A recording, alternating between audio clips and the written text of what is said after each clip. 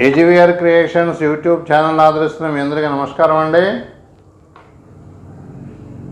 మొన్న ఆంధ్రప్రదేశ్లో 13వ తారీఖు జరిగిన ఎన్నికల తర్వాత మన వైసీపీ శ్రేణుల్లో మరియు కూటమి శ్రేణుల్లో కూడా ఎప్పుడెప్పుడు జూన్ 4వ తారీఖు వస్తుందా, మన పార్టీకి ఎన్ని సీట్లు వస్తాయి అని ఇద్దరు కూడా మొన్నటి వరకు ఆలోచిస్తూ ఉన్నారు. అయితే కొద్దిగా ఇప్పుడు ఏమైందంటే ఈ వైసీపీ శ్రేణుల్లో మార్పు వచ్చిందండి. వీళ్ళు జూన్ 4వ తారీఖు కాకుండా జూన్ 9వ తారీఖు గురించి ఎదురు చూస్తున్నారనమాట. ఎందుకంటే లండన్ వెళ్ళే ముందు జగన్మోహన్ రెడ్డి గారు ఏం చెప్పారంటే, మనకు గెలవటం గ్యారంటీ, జూన్ 9వ తారీఖున ప్రమాణ స్వీకారం చేస్తాను వైజాగ్లో అని చెప్పినప్పటి నుంచి వైసీపీ శ్రేణుల్లో జోష్ ఎక్కువైపోయిందనమాట.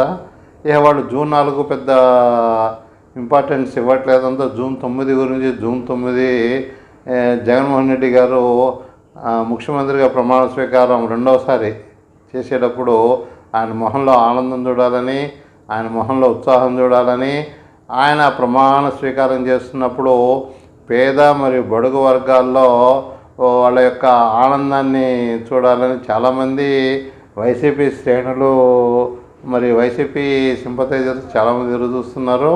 అంటే జగన్మోహన్ రెడ్డి గారు మన తాడేపల్లిలో వేద పండితుల ఆశీర్వాదం తీసుకున్న తర్వాత లండన్ వెళ్ళిపోయిన విషయం అందరికీ తెలుసు. లండన్ వెళ్ళే ముందు ఐపాక్ సంస్థలో ఆయన చెప్పారనమాట, నేను 9వ తారీఖు ప్రమాణ స్వీకారం చేస్తాను, ఎక్కడో కాదు వైజాగ్లో చేస్తాను అని అంత కాన్ఫిడెంట్గా చెప్పి వెళ్ళారంటే ఆయనకి వచ్చిన ఇన్ఫర్మేషను మరి ఎలా ఉంటుందన్నమాట. అంటే ఆయన ఎక్స్పెక్ట్ చేస్తుంది మోర్ దెన్ 140 సీట్స్ అండి, అవుట్ ఆఫ్ 175. ఎందుకంటే మొన్న లాస్ట్ అసెంబ్లీలో 2019 అసెంబ్లీలో తెలుగుదేశానికి మహా ఉంటే ఒక 23 సీట్లు ఉండొచ్చు. వాళ్ళంతా కింద పడి మీద పడి డబ్బులు పంచి, లేకపోతే వాళ్ళ మీద సానుభూతి పెరిగి ఈ సాఫ్ట్వేర్కి వాటికి వీటికి విద్యావంతులకి ఎంతైనా కూడా ఇంకో 100% పెరిగిన 46 సీట్లు వస్తాయి. అంటే మొత్తం ఉన్న 170 సీట్లో వాళ్ళకి 50 సీట్లు వచ్చినా కూడా నాకు 120 సీట్లు వస్తాయి. కాబట్టి దాని గురించి ఆలోచించే ప్రశ్న లేదు, డైరెక్ట్గా మనం జూన్ 9 సన్నాహాల గురించి ఆలోచిద్దామని ఆయన తన పార్టీ క్యాడర్కి ఇచ్చి వెళ్ళడం నిజంగా ఆశ్చర్యం వేసిందండి. అంటే ఈ టైంలో మిగతా అభ్యర్థులు, మిగతా పార్టీ నాయకులు ఆంధ్ర ప్రాంతంలోనే ఉండి మనకు ఎన్ని సీట్లు వస్తాయి, లేకపోతే సరిగ్గా బొటాబొటీకి వస్తే పక్క పార్టీ వాళ్ళని ఎలా కొనాలి, వాళ్ళ ప్రయత్నాలు ఇప్పటి నుంచి చేస్తుంటారు కదండి.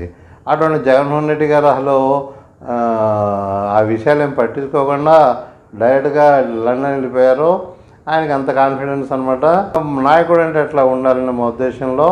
ఎందుకంటే అది ఏమాత్రం ఆలోచించకుండా అంటే ఈ ఎలక్షన్స్లో విజయం తనదే, తన క్యాడర్ కూడా తను అంటి పెట్టుకునే ఉంటుంది, తను వెన్నుపోటు పొడవదు అన్న ఉద్దేశంతో ఆ గెలిచే అభ్యర్థుల్ని గ్రిప్లో పెట్టుకోవటం, లేకపోతే వాళ్ళతో కాంటాక్ట్ పెట్టుకోవటం లేకుండా డైరెక్ట్గా ఆయన ఎంతో విశ్వాసంతో, అంటే తను ఎలక్షన్లో తను గెలుస్తానన్న విశ్వాసం ఒకటైతే, రెండోది అంటే తన అభ్యర్థులు కూడా, తన మిత్రులు కూడా తన పార్టీ నుంచి బయటికి పోరు, ఇతర పార్టీల వాళ్ళు ఇచ్చే డబ్బులకి ఆశపడరు, లాలూచి పడరు అని ఓవర్ కాన్ఫిడెన్స్కి వెళ్ళిపోయారు. వైసీపీ శ్రేణులు కూడా ఈ జూన్ 9 ఎప్పుడు వస్తుందా అని చూస్తుంటే, ఈ కూటమి శ్రేణులు మాత్రం జూన్ 4వ తారీఖు ఎప్పుడు వస్తుందా, మనకి ఎన్ని సీట్లు వస్తాయి, కనీసం బొటాబొటీ కన్నా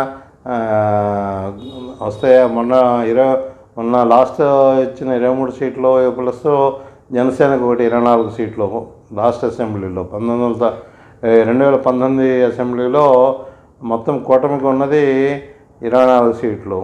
అప్పుడు బీజేపీకి ఏం లేవనుకోండి, కనీసం 24కి ఇంకో 6 వచ్చి 30-40 వస్తే బాగుంటుందని వీళ్ళు ఆలోచిస్తుంటే, జగన్మోహన్ రెడ్డి గారు ఇదే పట్టించుకోకుండా లండన్ వెళ్ళిపోవడం అనేది చాలామందిని ఆశ్చర్యపరుస్తున్నది. కొంతమంది ఏంటంటే ఆయనకి అపోజిషన్ వాళ్ళు లండన్ పారిపోయాడు, బిచానా ఎత్తేసాడు అని అసలు జగన్మోహన్ రెడ్డి గారి మీద అంత కష్టం చూపించుకున్నారు అర్థం కాలేదు. కానీ కొంతమంది అంటే ఎవరిష్టం వాళ్ళది అనుకోండి. మేమైతే ఆయన యొక్క కాన్ఫిడెన్స్కి మేము అభినందిస్తున్నాం అనమాట. నాయకుడు అంటే ఎట్లా ఉండాలండి, మేము ఒకప్పుడు రామారావు గారిని చూసాము. మా 60 సంవత్సరాల జీవితంలో నాయకుడు అంటే ఫస్ట్ ఎన్టీ రామారావు గారిని చూసాము, తర్వాత రాజశేఖర రెడ్డి గారిని చూసాము. ఇప్పుడు అసలు నాయకత్వ లక్షణాలు పూర్తిగా రోజు రోజుకి పెంపొందించుకున్న జగన్మోహన్ రెడ్డి గారిని చూస్తున్నాము ఆంధ్రప్రదేశ్ రాజకీయాల్లో. నాకు చెప్పాను కదా 60 సంవత్సరాలని, 60 సంవత్సరాల్లో నేను ముగ్గురు నాయకులను చూస్తున్నాను. ఇద్దరు అయితే ఫస్ట్ ఎన్టీ రామారావు నిజమైన నాయకుడు. ఒక 9 నెలల కాలంలోనే ఆంధ్రని కాంగ్రెస్ని దడదల్లాడించి ఆంధ్రకి మొగటంలోని మహారాజు అయిపోయాడు. తర్వాత వచ్చిన రాజశేఖర రెడ్డి గారు 2004లో అసలు గెలుస్తాడని అనుకోలేదనమాట విద్యావంతులు కానీ మేము కూడా ఉద్యోగస్తులం కూడా. అటువంటిది ఆయన ప్రభుత్వాన్ని స్థాపించాడు. 2019లో కూడా ఆయనే, 2009లో కూడా ఆయనే మళ్ళీ అధికారంలోకి వచ్చారు. ఏదో ప్రమాదవశాత్తు డ్యూటీలో ఉండి ఆయన వీరమరణం పొందాడు అనమాట. అది పక్కన పెట్టేస్తే ఇప్పుడు చూస్తున్న నాయకుల్లో నాకు జగన్మోహన్ రెడ్డి గారి నాయకత్వ లక్షణాలు బాగా నచ్చినాయండి. అంటే ఆయన అవినీతిపరుడా కాదా అన్నది కోర్టులు తెలిస్తే నాకు అనవసరం కానీ మా ఛానల్కి అనవసరం కానీ నాయకత్వ లక్షణాలు అంటే అట్లాగా ఉండాలండి.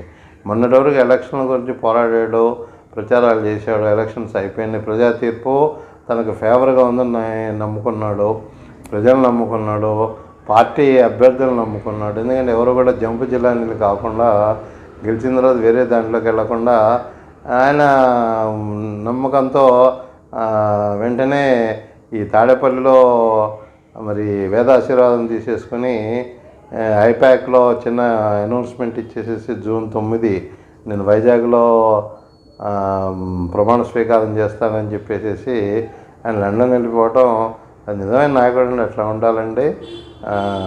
అంత ఆత్మవిశ్వాసం అనమాట. హెడ్స్ ఆఫ్ జగన్మోహన్ రెడ్డి గారు. ఉంటామండి.